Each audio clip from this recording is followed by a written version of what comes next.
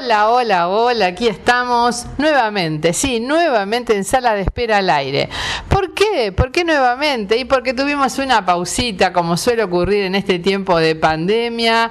Acá dos de las integrantes estuvimos pasando por el COVID, pero Dios fue tan bueno que ya estábamos vacunadas, así que lo pasamos leve.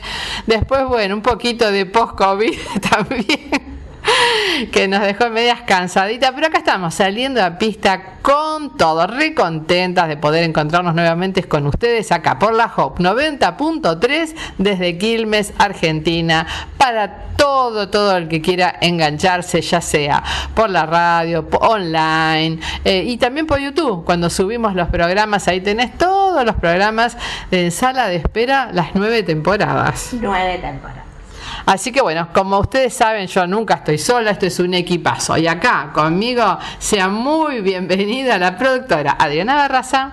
Hola, buenas tardes, ¿qué tal? ¿Cómo están? Extrañándolos, obviamente, pero bueno, contentas porque estamos bien y porque bueno, dentro de todo el COVID fue algo leve en nosotras, pero contentas por tener y gozar de buena salud. Qué importante que es la salud para cada uno de nosotros. Así que bueno, con segmentos nuevos que vamos a digamos incorporar hoy, esperamos que les guste y felices de volver a la radio nuevamente.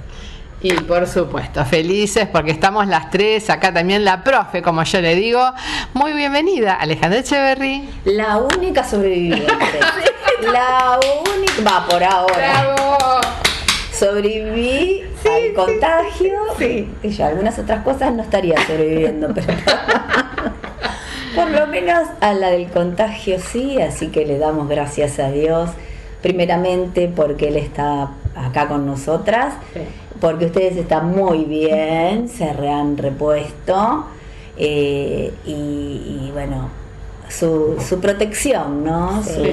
Su protección es lo que más no hemos visto este tiempo, su cobertura, ese no lo ves pero sabes que Él está y eso ya es más que suficiente. Su presencia, como siempre decimos, te puede faltar todo, pero que no te falte su presencia. Así que bueno, arrancamos este programa con la presencia del Señor y bueno, como decía Adri, y siempre innovando, ¿no? Porque podemos haber estado calladas, pero no apagadas. Exacto. Que es muy distinto. Muy importante. Y es muy importante estar encendidas. Sí. Así que bueno, vamos a disfrutar de este día y de este programón que tenemos pensado ya desde mayo, fácilmente. Sí. Muy elaborado, tenemos mucho material. No sé si lo vamos a poder pasar todo, porque es mucho material que tenemos, muy interesante, desde actualidad, en Sala de Espera Kid, por supuesto. Bueno, acá con un segmento nuevo que nos va a traer la profe Ale Echeverry, que ya en minutos la van a estar escuchando, y por supuesto la reflexión de la palabra. Hay tanto material, más las canciones, más la música. ¿Y cómo venimos esta semana? Venimos de una semana encendida, porque no solo estamos con los devocionales, ¿no? De mañana te buscaré, sino también los cultos de oración. Una bendición, miércoles, jueves, viernes y sábado hemos tenido cultos impresionantes de oración, con una palabra y con gente del ministerio orando, intercediendo por la iglesia, por las situaciones del país, por las enfermedades, por esta pandemia COVID. Ha sido una semana de gloria. Van a volver estas semanas de oración, estemos atentos, pero también van a volver los cultos presenciales. Estamos ahí a las puertas. Sí. Estamos ahí, la verdad que los estamos esperando con unas ansias tremendas, y bueno, estate atento porque bueno, en cualquier momento sale el anuncio de que volvemos. volvemos. Cuando se larga hay que apurarse. Hay que apurarse a sacar las entradas, entonces estate ahí expectante porque seguro que van a volver y va a ser muy prontito. Y también tenemos los cultos de los viernes para la familia. Son unos cultos bien interesantes, de palabra. Terminamos con la saga de los 10 mandamientos y ahora nos adentramos a la saga de el Padre Nuestro. Qué importante, ¿no? Un tema muy importante para que podamos aprender a orar. Si vos estás ahí, te da vergüenza orar porque no sabes cómo hacerlo, bueno, no te pierdas cada uno de estos cultos y míralos en familia, porque creo que son cultos preparados para la familia y seguramente tu vida y la de tu familia van a ser bendecidas. Total, muchísima actividad, porque la Iglesia del Puente no está en cuarentena, la Iglesia del Puente está en guardia, así que estamos siempre con más, y ya arrancamos. No te muevas de ahí y si podés, whatsappear a tus amigos, decirle, en sala de espera, ya arrancó.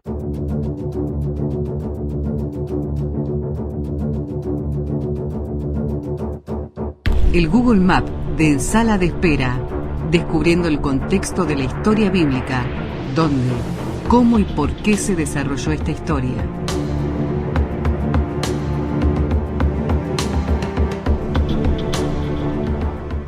Bueno, queremos en este nuevo segmento realizar podríamos decir así, una contextualización de determinados libros que vamos estudiando, porque muchas veces uno va leyendo la palabra y cuando lees un texto y lo sacás de su contexto, más de una persona te dice es un pretexto. Está bueno.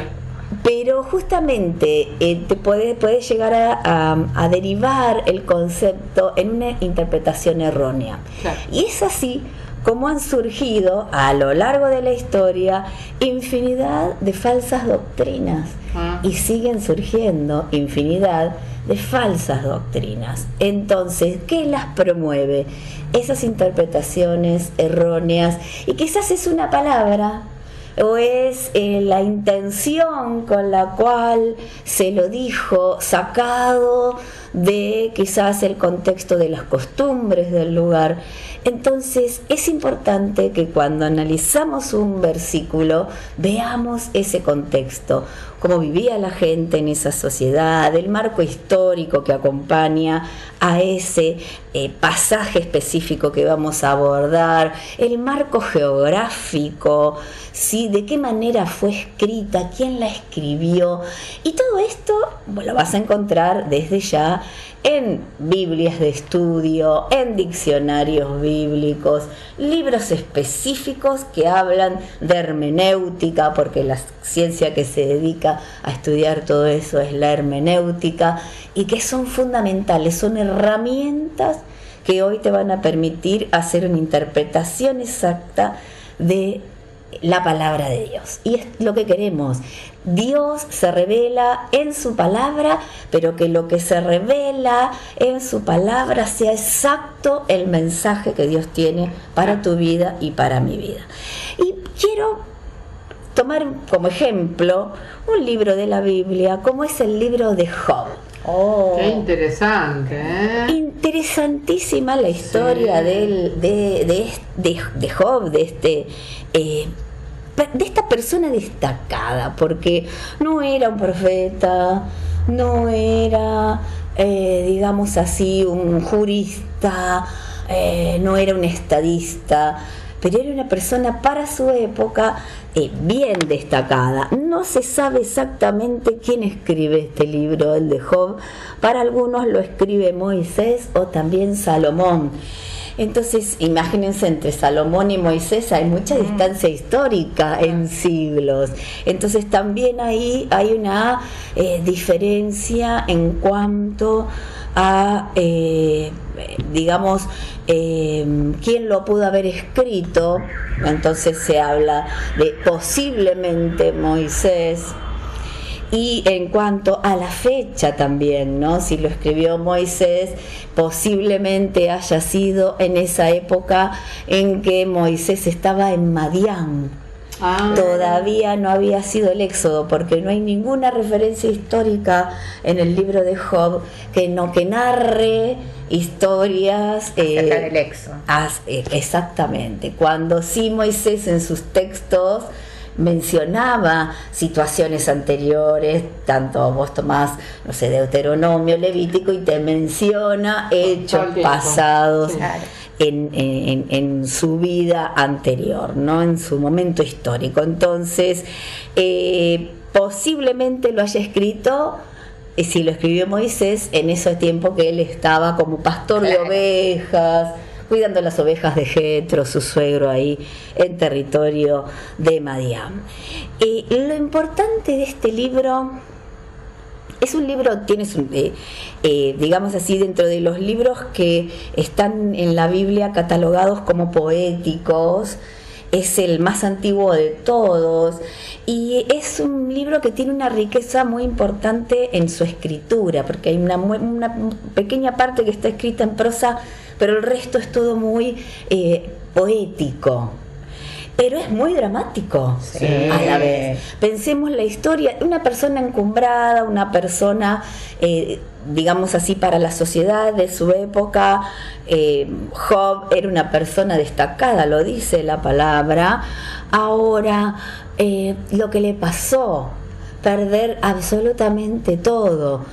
Perdió sus hijos, perdió sus riquezas económicas, perdió su matrimonio, la salud, su salud, ¿no? Y acá vemos en este libro cómo, digamos así, es un libro que habla mucho sobre el sufrimiento. Claro. ¿No? Y yo decía, en épocas en donde la gente hoy está pasando pérdidas importantes y te confrontás con este tema del sufrimiento, entonces es como que yo digo, bueno, a uno a veces le toca sufrir determinados temas, pero es decir, si tu parámetro es Job, decís, bueno, no, evidentemente no llegué a ese punto. Exacto. Todo lo digamos, lo que esté por debajo de Job es nada en comparación, ¿no? Porque en poco tiempo perderlo absolutamente todo. Entonces uno quizás a lo largo de toda esa historia uno podría ir recorriendo digamos toda la historia y ver 3 puntos, digamos así, principales. El primero, cuando sufrimos, la verdadera ayuda está en Dios. Y eso es algo muy destacado. Él perdió todo, y cuando vos lees cuál fue su actitud en un primer momento, ¿no? La actitud de él en un primer momento fue la de rasgar sus vestiduras, una señal de luto. Muy importante también, rasuró su cabello, pero también otra de las cosas que hizo es adorarlo a Dios. Él se postra y adora a Dios. Y yo decía, eso es un mensaje en sí mismo, ¿no? Sí. Porque en los momentos de sufrimiento, vos pensás, perdiste todos tus hijos, perdiste absolutamente todo, no tenés de dónde agarrarte. Tus amigos te critican, te tenés que rascar con un palito, como la sarna. Claro, la sarna. Las llagas, lo dolorosa de esas llagas, porque le traía fiebre, le traía de todo esas llagas. Era tremendo, no se sabe exacto qué enfermedad era, pero terrible lo que pasó este hombre, y sin embargo vos decís, tenía la capacidad de adorar a Dios. Va y adora a Dios. Otro punto, no podemos luchar contra Dios, sí, contra lo que Dios establece, contra lo que Dios va a hacer. Y después del sufrimiento viene la alegría, viene ese restablecimiento. ¿Qué hizo Job? Job en ningún momento se aleja de Dios. La mujer le dice, vas a seguir siendo una persona íntegra, ¿por qué no maldecís de una buena vez y te morís?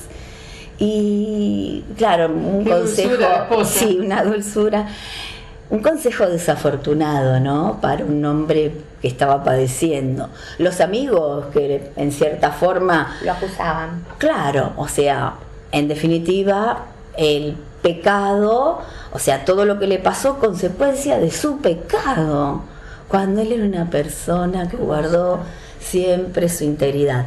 Pasó situaciones, sí, porque hay, en el capítulo 3 vos ves que él hasta como que se enoja con su situación, pero nunca deja de creer en el Dios vivo. Y termina la historia él conociendo verdaderamente a Dios. Entonces, el sufrimiento fue con un objetivo. ¡Wow! Es difícil entender que a veces nos toca sufrir con un objetivo. Sí que es difícil entenderlo. Pero bueno, el Dios el Altísimo, el Alto, el Soberano, el Shaddai, ese Dios es el Dios que de alguna manera lo permitió, porque le permitió al enemigo que lo toque a Job, pero que no toque su alma. Porque el mensaje es ese. Te puede pasar de todo, te puede faltar de todo, pero que no te falte la presencia del Señor. Así que te recomendamos la lectura en estos tiempos de sufrimiento, la lectura de este libro de Job, no para que sigas sufriendo más, sino para que veas cómo una persona se puede parar desde una posición de sufrimiento y terminar en victoria. ¿Dónde están los victoriosos en la casa de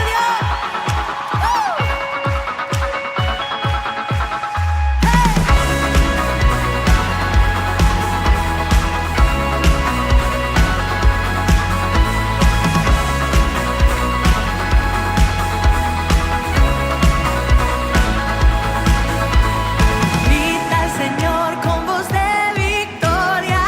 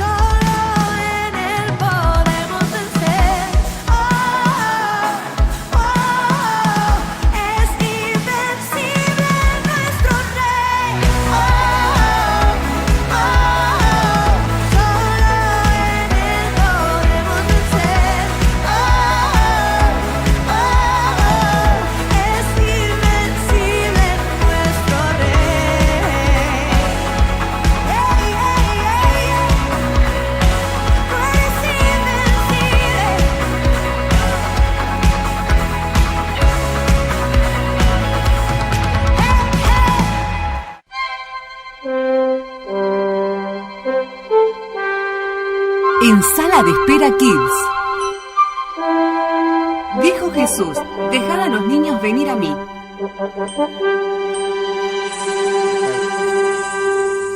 Buenas noches, mis pichoncitos regalones. ¿Quieren oír un cuento cortito? Bien. Hola a todos, ¿cómo están? Yo soy Antonella de Miguel. Que Dios los bendiga. Hoy les voy a estar contando una hermosa historia bíblica que se trata de un padre amoroso. ¿Empezamos? En cierto lugar vivió un padre muy rico que tenía 2 hijos. Un día, el menor dijo a su padre: «Papá, quiero que me des mi herencia». El padre lo complació y el muchacho enseguida vendió las propiedades que le dio su padre. Pocos días después, el muchacho reunió todo su dinero, salió de su casa y se fue muy, muy lejos. Pronto gastó todo el dinero de su herencia. Cuando ya no podía comprar comida, empezó a pasar hambre. Fue a una finca a pedir trabajo. El dueño lo mandó a cuidar cerdos.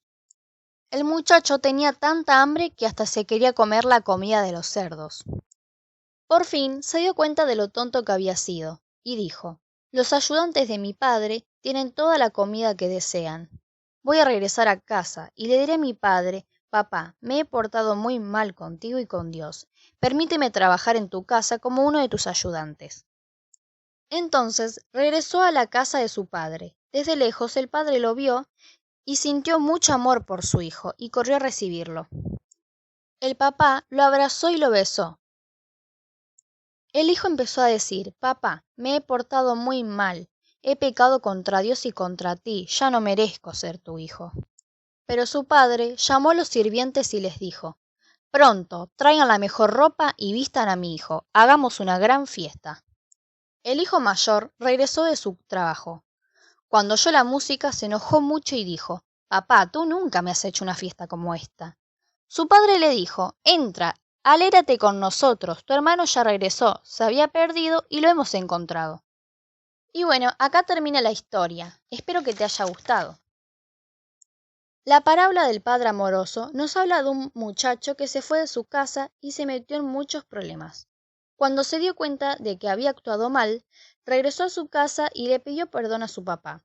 El padre lo perdonó y lo recibió muy feliz.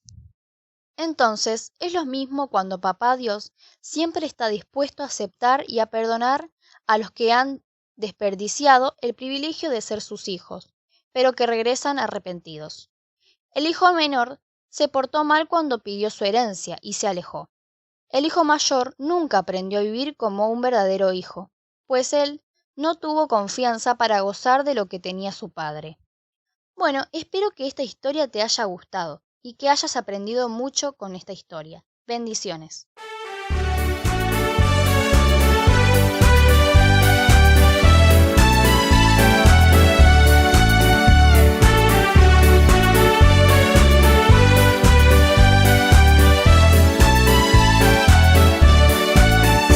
De camino hacia la casa se encontraron al hijo que dormía y el padre que esperaba. El hijo que un buen día se marchó en busca de aventuras y encontró mil desgracias. Había tristeza en el mirar del hijo y arrepentimiento en el mirar del hijo. Pero había alegría en el mirar del padre, todo era perdón en el mirar del padre. En esta historia Jesús nos enseñó que el Padre es el Señor nuestro Dios, y que pase lo que pase en nuestra vida, Dios es el Padre de todos nosotros. Y que pase lo que pase en nuestra vida, tenemos un Padre que nos sigue esperando. Y que pase lo que pase en nuestra vida, tenemos un Padre que nos sigue esperando. Y que pase lo que pase en nuestra vida, tenemos un Padre que nos sigue esperando.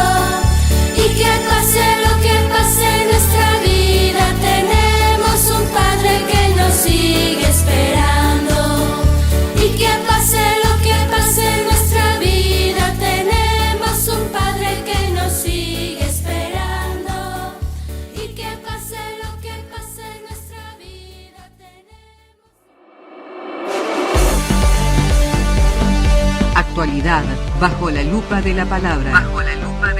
La actualidad nos golpea y a veces nos abruma, pero ¿cómo la vemos bajo la luz de la palabra?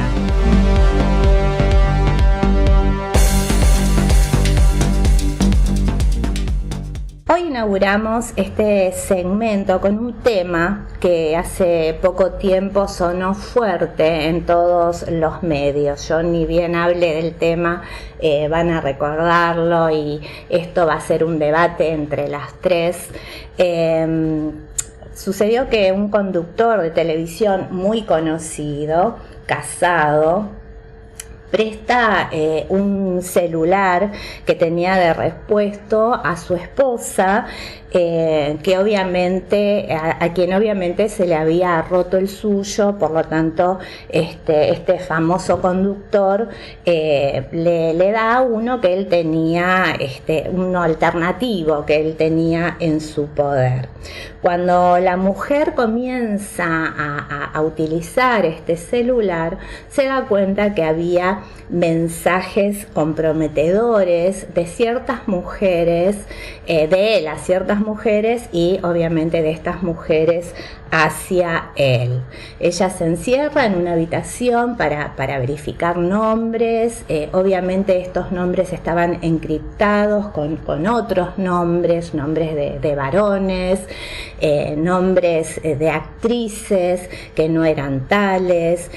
Bueno, y ella haciendo esta investigación en esa habitación cerrada, el esposo se da cuenta y desde una notebook empieza a borrar todos los mensajes, de manera que ella no pudo seguir indagando acerca de estas supuestas mujeres ni cuáles eran los nombres verdaderos. ¿Cómo reacciona esta mujer? Bueno, ella en un ataque de locura, porque bueno, eran casi 30 años de matrimonio. Imagínense cómo cayó esta noticia devastando su vida. No se le ocurre mejor idea que llamar a un canal de televisión, a un programa de chimentos, y abre el tema como para que sea Vox Populi. Hasta acá es el tema que vamos a tratar, obviamente es la infidelidad, pero queríamos ni siquiera dar los nombres de los actores de esta historia que es verdadera, porque no nos interesan, digamos, que se sepan los nombres, solamente queremos debatir el tema en cuestión. Y queríamos ver un poco cómo reacciona cada uno de estos actores. Con respecto a la mujer que sufre la infidelidad, digamos, que destruye su vida, porque bueno, ella cuando habla con este conductor de programa chimentero, le cuenta que se le murió, digamos, claro, todos sus sueños, sus anhelos, que no sabe qué decirle a sus hijos, pero entendemos que no tomó una decisión, digamos, muy acertada de abrir el tema con todo el país. ¿Cómo reacciona el marido? Bueno, sin signos de arrepentimiento, como que niega todo, no quiere hablar del tema y dice que bueno, todo lo que la mujer dice tiene que ser probado.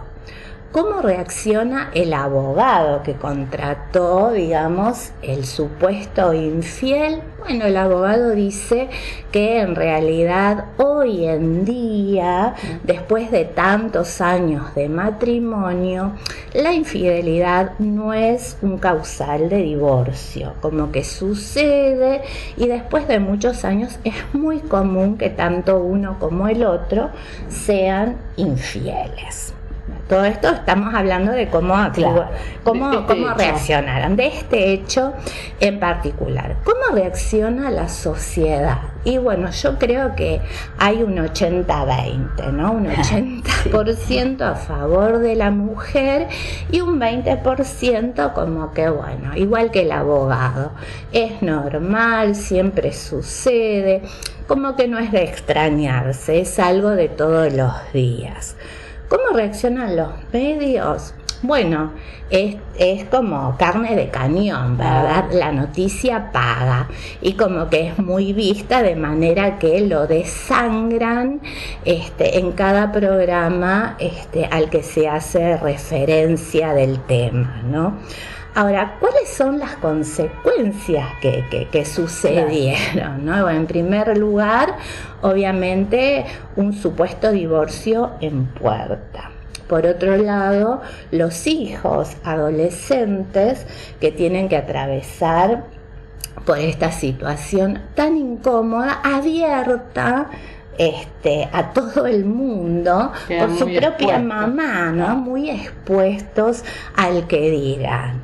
Y por otro lado, él, ¿no? El responsable, perdiendo diferentes trabajos y oportunidades de trabajo porque tiene una imagen tan negativa y de repente está tan nada, podríamos decir, arrepentido, que esa soberbia con la que responde a los medios periodísticos molesta a la gente. Claro. Y como que lo ven como un soberbio, como dije recién, valga la redundancia, y como que la gente le pone, ¿no es cierto?, una distancia, ¿verdad? Entonces, como esto es un debate, acá las chicas están escuchándome y conmigo, ellas van a hablar de lo que piensen, obviamente, pero yo quería ir un poco a ver qué es la infidelidad, ¿no? Y encontré acá una definición que dice que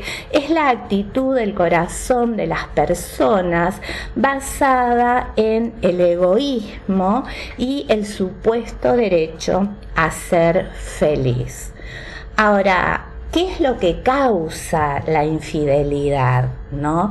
Y encontré 3 causas. La primera es la indiferencia de los principios espirituales, una sociedad que está plagada de publicidades pornográficas y la ausencia de valores, ¿no? Y bueno, todas estas cosas obviamente contribuyen a destruir el concepto de fidelidad y de amor en las relaciones matrimoniales. Y miraba un portal cristiano que dicen que del 80% de los mails que reciben confesando infidelidades, el 60% corresponde a infidelidades de hombres y el 20% a infidelidades de mujeres. ¿Alguien quiere aportar algo en este momento? Yo tengo un arsenal. Bueno, tengo que ordenarme por dónde empezar. Sí. Primero, que lo que vos decís, que la sociedad está como naturalizando no solo la infidelidad, sino que hay una lista de falta de valores que se está naturalizando en el sentido de que, bueno, si todo el mundo lo hace no debe estar tan mal. Y la verdad que eso es, sin ir a la palabra, humanamente hablando, sí. Es un horror, porque históricamente sí. Tenemos muchas situaciones, por ejemplo el holocausto judío, el hecho de que Hitler, el que era la autoridad máxima de Alemania, y muchos de sus seguidores estuvieran de acuerdo en el exterminio no solo de judíos, sino de polacos, de todo lo que no eran la raza superior, eso no significaba que estuviera correcto. El hecho de que Nerón mandara a matar a cantidades de gente porque eran cristianos por su fe, bueno, hoy mismo pasa en algunos países del Medio Oriente, ¿no? Sí. El hecho de que haya una gran masa de gente que esté a favor de eso tampoco quiere decir que sea correcto. Y estamos en una sociedad que a veces los que tienen los valores correctos, por miedo a que se le vaya en contra, callan o callamos. Sí. Entonces tenemos ese doble juego, ¿no? Tan peligroso. El hecho primero de decir que porque esto, bueno, lo hace mucha gente, o lo hace casi todo el mundo, o lo hace el 80 o el 70, el porcentaje que le quieran poner, sí. Está bien. Eso me parece un horror. Sí. Es como que ahora decimos que a decir a lo malo que es bueno y a lo bueno que es malo, ¿no? Estamos como en esa tendencia según lo que dice la Biblia, ¿verdad? Si vamos a la Biblia, todavía es peor. Sí. Por lo tanto, sinceramente, a mí en lo personal, mis principios, mis valores no están ajustados a lo que piensa la mayoría. Claro. Creo que debemos tener valores y principios, ajustados a la palabra de Dios y sostenerlos más allá de que eso nos lleve a veces a confrontarnos con gente que hasta nos hace comentarios en las redes sociales opuestos. Por ejemplo, yo creo en el valor de defender las dos vidas, claro, ¿no? Y a veces no le cae simpática a mucha gente, claro. Y te estoy hablando de amigos, de conocidos, pero bueno, son mis principios y son mis valores, y acá es lo mismo.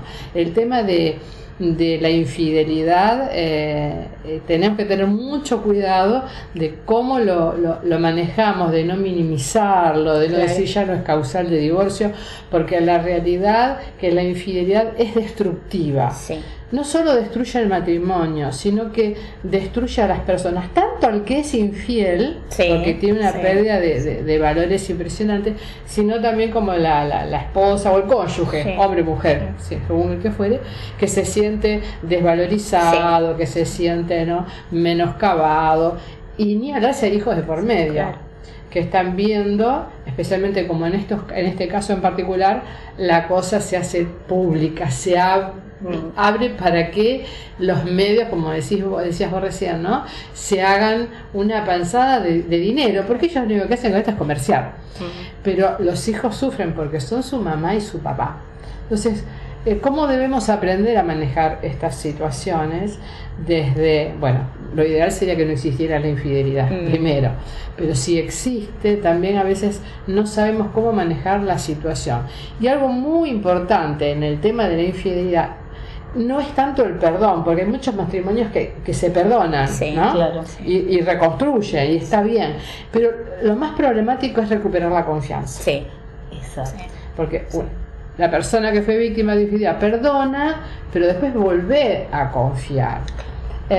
Y acá yo quería hacer una pequeña acotación con respecto de que una cosa es la infidelidad, en la cual hay arrepentimiento, hay frutos de arrepentimiento, y yo creo que ahí hay que pelear por el matrimonio, hay que lucharla, hay que remarla porque vale la pena.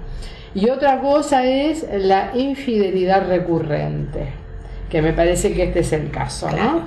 Porque ahí no hay frutos de arrepentimiento. No había ningún fruto de arrepentimiento y estaba la reincidencia. Entonces es como que la mujer, especialmente, que es la que más sufre esto, se tiene que plantear de no ponerse en el lugar de detective, porque la mujer en la desesperación, que es víctima de justamente de un esposo infiel, ¿qué hace? Persigue, le revisa los bolsillos, le revisa el celular, y saliste del trabajo a tal hora, ¿por qué tardaste media hora más? Y es una tortura para ella, para los hijos, para la familia. No logra vivir porque deja de lado hasta su propia vida en función de perseguir al supuesto infiel, y hasta descuida a los hijos, el hogar, porque es una obsesión. Y hay algo que debemos entender: ninguna persona puede cambiar a otra persona. No, hagas lo que hagas, vos no lo vas a poder cambiar. Entonces, a menos que la persona justamente se arrepienta y tenga frutos de arrepentimiento, tenemos que tener muy cuidado de no entrar a que esto también nos enferme, al punto de dejar de vivir en función de estar persiguiendo a ver el otro que está haciendo. Y el único que puede cambiar a una persona es Dios. Sí, absolutamente. Y aún aunque haya frutos de arrepentimiento, me parece que el restaurar la confianza, ¿no?, del uno hacia el otro va a llevar un tiempo. Es un proceso, ¿verdad? Entonces, como que me parece que la parte que cometió el hecho va a tener que tener también, digamos, demostrar que verdaderamente está arrepentido y tener una paciencia especial para esperar a que el otro, ¿no es cierto?, restaure su confianza, y que, no sé si todo va a volver a ser como antes, pero empezar una nueva vida. No es de la noche a la mañana que la confianza se restaura, lleva un proceso especial, ¿verdad? Y como que uno tiene que entender al otro, ¿no?, los tiempos, los espacios que necesita para volver a confiar. obviamente. Realmente. ¿No? Sí, me llama la atención la necesidad de la justicia. Es como que veo como si fuera un hecho de justicia por mano propia. Claro. Sí. La mujer teniendo que recurrir a lo más rápido que tiene para hacer un supuesto acto de justicia. Claro, a mí me parece más que fue un acto de venganza. Y de venganza. Esa que es de una justicia justicia, ¿no? Porque me parece como que ella necesitó quizás avergonzarlo públicamente, Sí. avergonzar su imagen, porque es la que con la que él trabaja y se mueve. Claro. Una manera de venganza, de decir, bueno, yo me fuiste infiel, destruiste mis sueños y bueno, yo destruyo algo que a vos te importe. Me parece que pasa más por ahí y creo que no surtió un buen resultado, No, porque todo lo contrario. Terminan todos destruidos. Terminan todos destruidos, inclusive los hijos, ¿no? Sí. Para zafar de todo dimes y diretes de toda una sociedad. Pero ¿qué dice la palabra con respecto al tema de la infidelidad, ¿no? En principio no es justificada en ningún contexto y tenemos una palabra en Hebreos 13:4 que dice: todos deben considerar el matrimonio como algo muy valioso, y esto es porque el matrimonio es comparado a la relación entre Jesús y la Iglesia, y si lo vemos de esta forma no puede existir el adulterio en una pareja bajo ninguna circunstancia. Por otra parte, las relaciones sexuales son un privilegio que solo se puede disfrutar dentro del matrimonio y únicamente con el cónyuge. Y esto es porque cuando dos personas se unen en matrimonio, se convierten en un solo ser. La segunda cosa que podemos decir es que la infidelidad es un pecado, ¿no? La Biblia afirma categóricamente esto. Y la segunda parte de Hebreos, un versículo que leímos recién, 13:4, dice: el esposo y la esposa deben ser fieles el uno al otro, porque Dios castigará a los que tengan relaciones sexuales prohibidas y sean infieles en el matrimonio. De manera que el adulterio es un pecado, y al igual que cualquier otro pecado trae consecuencias negativas en nuestra relación con Dios, con los demás y con nosotros mismos. Este caso que recién mencionamos, bueno, hablamos de las consecuencias de lo que estaba viviendo la familia y por otro lado de él mismo, que se ha quedado sin un montón de trabajos, ¿no es cierto?, por esta noticia rondando por todas las redes sociales. El tercer punto que quería compartir es que la lujuria también es infidelidad. Algunos piensan que solo se es infiel si tenemos relaciones sexuales con otra persona que no sea su pareja o nuestra pareja. Sin embargo, la Biblia sostiene que la lujuria basta para ser contada como adulterio. Esto está en Mateo capítulo 5, versículos 27 y 28. Jesús estaba hablando con sus discípulos y dijo: Moisés también dijo: no sean infieles en su matrimonio, pero ahora yo les aseguro que si un hombre mira a otra mujer con el deseo de tener relaciones sexuales con ella, ya fue infiel en su corazón. Y esto nos da la pauta de que la pornografía, los juegos sexuales y cualquier actividad que produzca lujuria es una forma de infidelidad. El cuarto punto que encontré que me llamó mucho la atención es que quien es infiel es falto de entendimiento. Eso es lo que dice la palabra en Proverbios 6, versículo 32, dice lo siguiente: mas el que comete adulterio es falto de entendimiento, corrompe su alma el que tal hace. Y hay otras versiones, una más linda que la otra, que dice: pero el que se enreda con la mujer de otro comete la peor estupidez. Otra versión: el adúltero es un insensato. Otra: el que comete adulterio no tiene entendimiento. Y otra: qué imprudente es el que anda con la mujer ajena. Así que bueno, queríamos dejar esto bajo la luz de la palabra, este tema tan importante y tan recurrente en nuestra sociedad, entendiendo que Dios tiene, un concepto, una idea clara con respecto al adulterio, a la infidelidad, y que nosotros como hijos de Dios tenemos que guardarnos, ¿no es cierto?, como matrimonio, para no caer en la tentación de este pecado. Pero también hay un mensaje, ¿no?, que todos aquellos que quizás están pasando por un tema similar, se puede salir, ¿no es cierto? Si hay arrepentimiento, si hay esperanza. Hay esperanza. En Dios siempre hay esperanza. Como decía Silvana recién, no te desanimes, busca de Dios, porque si hay arrepentimiento, el matrimonio puede llegar a ser restaurado. Quizás no sepas cómo actuar, qué hacer, pero pedí ayuda a un líder, a un compañero de tu grupo pequeño, a un pastor de la iglesia. Pedí ayuda y te vamos a ayudar para este proceso de restauración de tu matrimonio. No te aísles, no te quedes solo, no tires la toalla. Lucha por tu matrimonio y Dios se va a glorificar.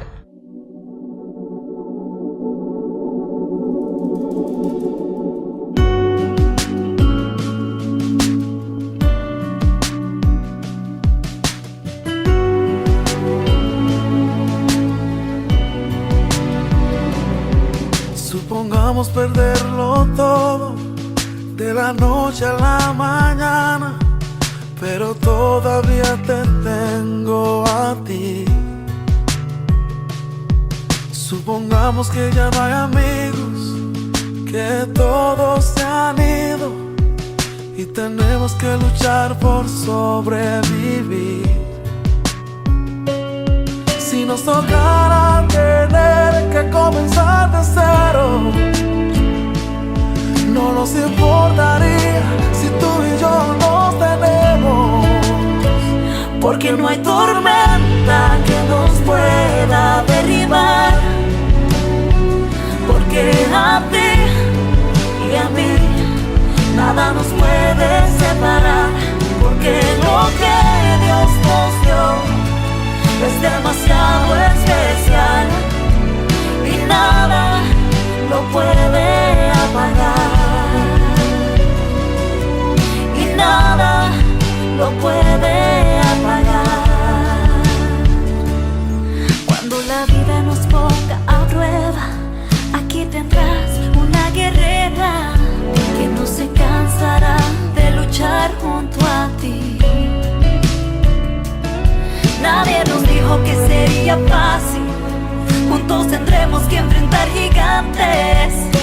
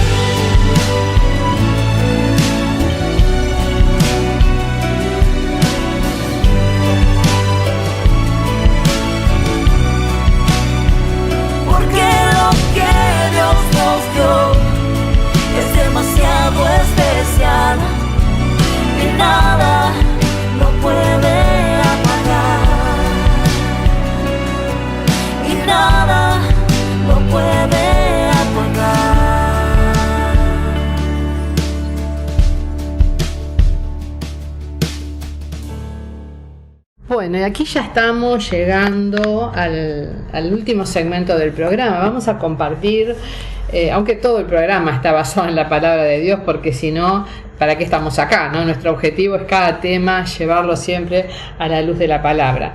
Pero ahora, como cierre, me gustaría compartir con ustedes algunos pensamientos en este tiempo tan convulsionado, ¿no? Todo esto de la pandemia, de la cuarentena, de la vacuna, que si viene, que se va, la fase 1, la fase 2, gente desesperada, no solo por la enfermedad, sino porque no pueden abrir los comercios, no pueden trabajar. Hay como todo un bullicio que por momentos se convierte en temor, y hasta hay gente que yo sé que está sufriendo ataques de pánico. Bueno, todo esto nos lleva a una necesidad impresionante de poder entrar en el reposo, y de eso quiero hablar hoy. Entrar en el reposo. ¿Qué es entrar en el reposo? Que esto lo estableció ya nuestro Dios desde el principio de la creación, ¿no? El concepto del reposo sabático es tan antiguo como la creación misma. Dios, cuando crea el mundo, lo hace en 6 días, le da un orden, le da un propósito, pero al 7º día Él cesó de toda actividad. ¿Para qué? Para supervisar la obra. Toda la obra que Él había hecho la declaró que era buena, que estaba completa. Bueno, vos lo podés leer allí en Génesis, en los primeros versículos del capítulo 2, está que Dios establece el 7º día como un día de reposo. Allí, en esa maravillosa creación perfecta y armoniosa, Dios pone al hombre, ¿no? Adán y Eva en principio, pero bueno, ellos se tenían que multiplicar y llenar la tierra. ¿Cuál era el objetivo de Dios? Bueno, que la humanidad no tenía más que hacer que cuidar la abundancia que Dios ya le había dado. Todo lo maravilloso que Dios le había creado lo tenía que cuidar simplemente. Pero además, dentro del propósito de Dios, y yo cuando leía esto digo, qué maravilloso, ¿no? Era poder disfrutar del compañerismo con Dios. Yo me imaginaba, ¿no? Porque yo sé que todos tenemos a Jesús en nuestro corazón, pero imaginémonos en un momento que de pronto, ahora que tenemos los celulares, nos llega un WhatsApp y es Jesús que te dice, voy a tomar el té a tu casa hoy, espérame a las 5, o voy a tomar el mate. Yo me imagino, ¿no? Vos, yo, ¿cómo prepararíamos la casa? Primero que la limpiaríamos impecable, buscaríamos el mejor mantel. A preparar el cabrito. Claro, no sé, nos deshaceríamos. Me imagino a las mujeres haciendo tortas, ¿no? De las más exquisitas, y bueno, y uno haría capuchino, el otro bizcochito con grasa, no sé. Pero ¿cómo prepararíamos ese momento para estar en el compañerismo? Bueno, Adán y Eva lo tenían. Claro. Lo tenían todos los días y todo el tiempo. Ese compañerismo era parte del propósito de Dios para cada uno de nosotros. Lo que pasa es que, bueno, Adán y Eva no lo supieron entender en su momento y lo perdieron. Porque cuando Dios habla de descanso, de ese descanso sabático, es mucho más que dejar de trabajar, sino que encarna justamente lo que Él quería, el propósito que Él tenía para la humanidad, y era disfrutar ese tiempo de estar con Él. En realidad ese es el verdadero reposo, porque vos podés dejar de trabajar, pero si no tenés ese tiempo de estar con Él, de estar en su presencia, de disfrutar, realmente simplemente es un día que no trabajaste, pero seguramente estuviste con 1000 otras situaciones en tu cabeza que no pararon de pensar, y hasta capaz que conflictos hasta familiares, ¿no? ¿Y de qué te sirvió el feriado? ¿De qué te sirvió el franco? Porque no reposaste. Pero Dios busca eso. Fíjense que Jesús nos dijo, vengan a mí que yo les daré descanso, porque el descanso radica en eso, en estar con Él, disfrutar de ese tiempo con Él.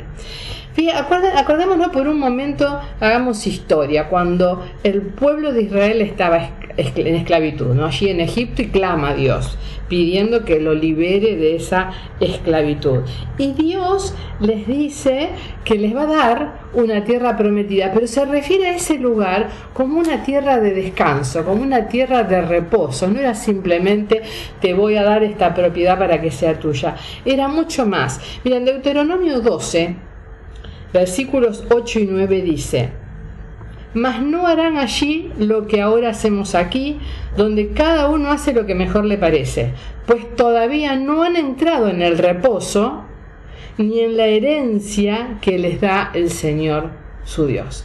Es decir, que el objetivo de entrar a esa tierra, a esa herencia, era también entrar al reposo, pero ya tenían que dejar de hacer lo que se les daba la gana, porque entrar al reposo, ese compañerismo con Dios, está inserto en hacer lo que Él nos pide, hacer su voluntad. Eso es lo que nos trae reposo. Y allí ellos que vivirían en seguridad, vivirían disfrutando de la abundancia de Dios, pero sobre todo de la presencia de Dios. Fíjate lo que decía en Éxodo 3:8. Así que he descendido para librarnos del poder de los egipcios y sacarlos de ese país, para llevarlos a una tierra buena y espaciosa, donde tierra que fluye abundante leche y miel. Dios siempre está buscando llevarnos a esa tierra de abundancia, esa tierra de reposo, esa tierra en la que podamos disfrutar en su presencia. Lo busca una y otra vez, pero somos nosotros los que siempre nos volvemos para atrás. Él tiene ese objetivo. Y fíjense que Dios los saca de Egipto con obras impresionantes. El otro día leíamos en una de las cultos de oración Habacuc, ¿no? Obras que nos dejaban pasmados, ¿no? Las plagas de Egipto, que los toca a los egipcios pero no los toca al pueblo de Israel, un mar rojo que se abre, bueno, y de allí era un milagro atrás del otro. Dios le mostraba su poder, la nube de gloria de día, la de fuego de noche. Dios estuvo allí camino acompañándolos. Cuando ellos llegan a la frontera para entrar a la tierra prometida, allí los lleva el Señor. ¿Qué hicieron ellos? Se acobardaron. Quedaron a la entrada misma de esa tierra de reposo, pero no lo pudieron hacer. En el Salmo 95, versículos 10 y 11 dice: 40 años estuve enojado con aquella generación, porque esa generación fue la que no confió, se acobardó. A pesar de todo lo que habían visto, no pudo entrar a la tierra prometida. Y dije: son un pueblo mal encaminado, que no reconoce mis senderos, así que en mi enojo hice este juramento: jamás entrarán en mi reposo.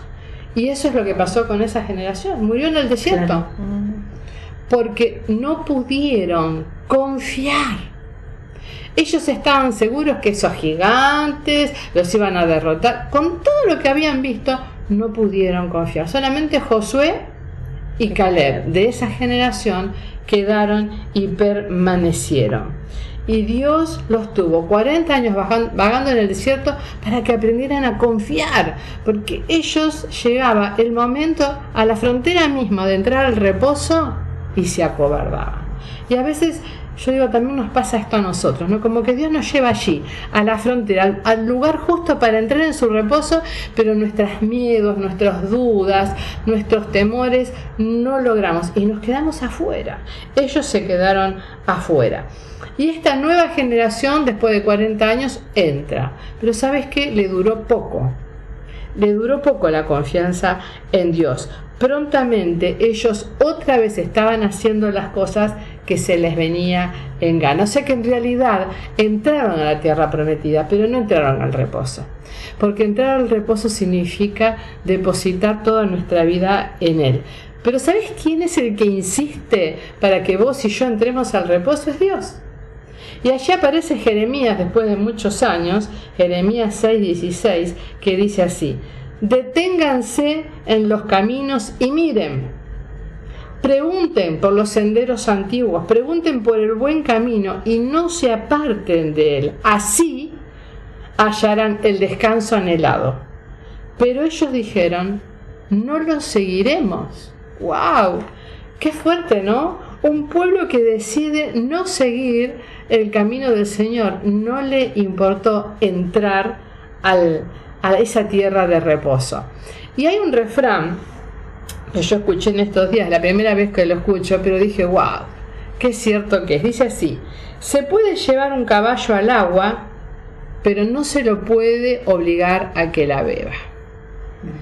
Podés tener todo el conocimiento de la palabra de Dios, hasta podés tener una herencia cristiana. Mi papá, mi abuelo, mi bisabuelo, todos eran pastores. Podés tenerlo todo, podés llegar a la frontera misma del reposo, pero podés no entrar. Esa es tu decisión. ¿Y qué significa entrar en el reposo?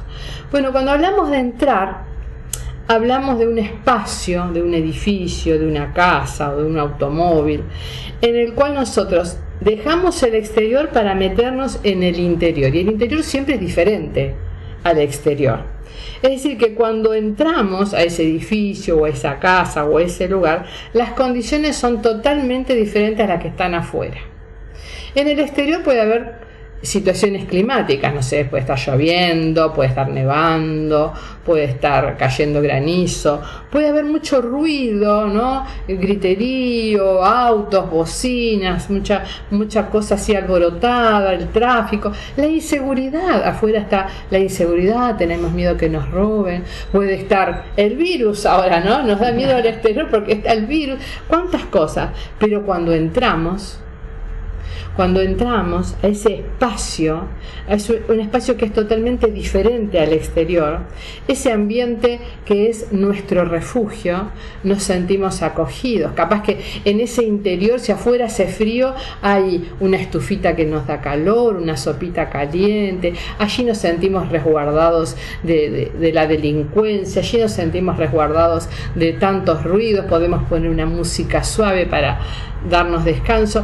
El interior es ese lugar en el cual nos sentimos acogidos, nos sentimos bien, resguardados.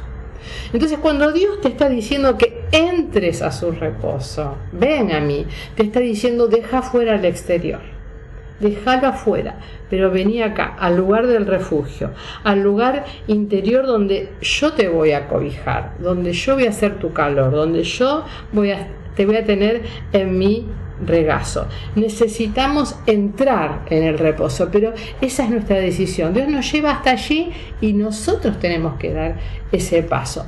Y ese paso es la confianza. El pueblo de Dios, por su incredulidad, su acobardamiento, se perdió de entrar en el reposo. No pudieron creer a Josué y a Caleb, que ellos sí le decían, no les temamos, los vamos a comer como pan, porque Dios está con nosotros. Pero ellos prefirieron no entrar en el reposo. Tendemos, como seres humanos, ¿no?, a cualquier desafío que se nos presente, tratar de enfrentarlo con nuestra competencia, esa autoconfianza de yo voy a manejar este asunto, ¿no? Acá yo un poco lo veía en lo que contaba Ale de esta mujer que manejó la infidelidad de su marido con su autoconfianza, y lo que hizo fue un error atrás del otro, porque no solucionó, sino que empeoró. Y eso es lo que nos suele ocurrir a nosotros, en vez de recurrir a Dios, a su palabra, a su consejo.